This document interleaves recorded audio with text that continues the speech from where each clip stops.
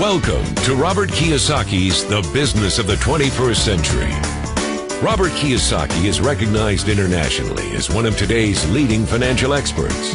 The author of the best-selling Rich Dad, Poor Dad, his books have been translated into 51 languages in 109 countries and sold more than 28 million copies worldwide.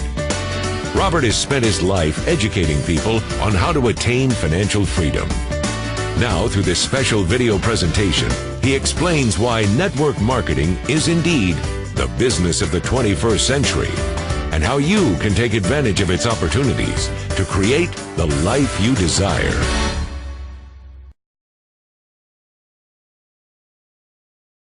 The next thing I want to cover with you is one of the most important lessons my rich dad gave me, and it was called the cash flow quadrant. And what my rich dad explained to me is that there's four people in business.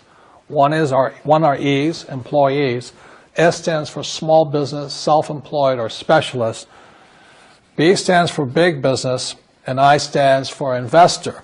And the thing of note here is that most people who go to school are programmed for the E and the S side. For example, it was my poor dad who always said to me, son, go to school so you can get a nice, safe, secure job. And so my poor dad wanted me to be an employee. And since the time I was a kid, get a safe, secure job, steady paycheck, and benefits. Okay? I didn't want to be an employee. And I said, Mom and Dad, I want to be a rich man. And I fight with my dad. So my mother finally said, son, if you want to be rich, my mother was a registered nurse. And she said, if you want to be rich, the richest people I know are doctors. So my mom wanted me to come over here, be a specialist or a small business person. I said, there's only one problem with that, Mom. Doctors are really smart. And she says, you got a good point there. I'm not going to be a doctor. So I went to school. I have a Bachelor of Science degree. I can drive ships and I can fly planes. I flew for the Marine Corps. But I've never used any of that education because I wanted to become a business owner. So it was my rich dad who basically said to me, become a business owner and learn to be a professional investor. So one of the beauties of business for the 21st century is it allows people to make the transition from the E and the S side to the B side especially. And so you can become a big business owner. And the difference between S and a B, small business and big business, is most of these guys can't quit working. Most small business owners, if they stop working for more than a month, the business collapses. They don't really have a business. Most of these people own a job. So the beauty of business for the 21st century, it allows these people to make the transition to the B side so that you don't have to keep working hard for money, and the money can actually come in passively. Then once you have your business up and running, then I always recommend you then begin investing with your excess cash, paying less and less in taxes. And that's the reason the rich are getting richer.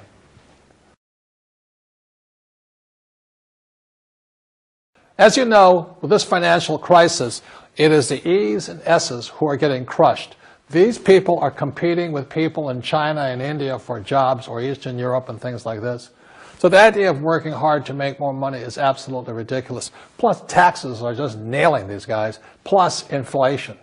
So the business for the 21st century is designed to take people from this side to this side. Let me explain some of the differences between small business owners and these guys. These guys here work for money. They work hard, they make more money, they get taxed.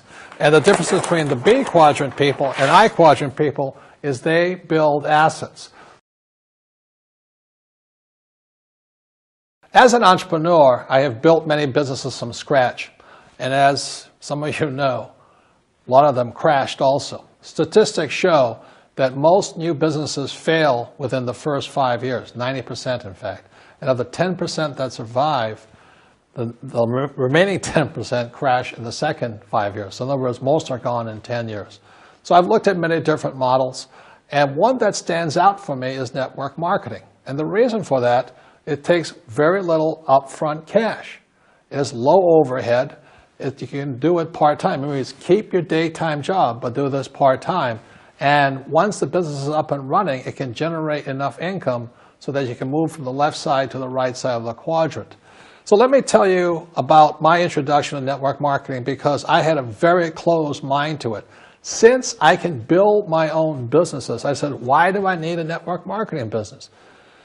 But about 15 years ago, I have a good friend, his name is Bill, and this guy is the best real estate investor I know. He has tons of assets in here.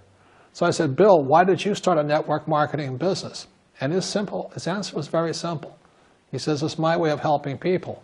But more importantly, he says, the reason most people can't invest in real estate is because they don't have a business. They don't make enough money simply because taxes, debt, inflation, and retirement savings are killing them. They cannot even invest. So my friend Bill, who is a professional real estate entrepreneur, he says, I started a network marketing business so the people that worked with me could start their own business and then invest money with him. So with that, I realized then that network marketing wasn't about making money, but it was about helping people to help other people make money so they become financially free. So the beauty of network marketing, I said, like it's very low entry point, doesn't take much money, you can do it part-time.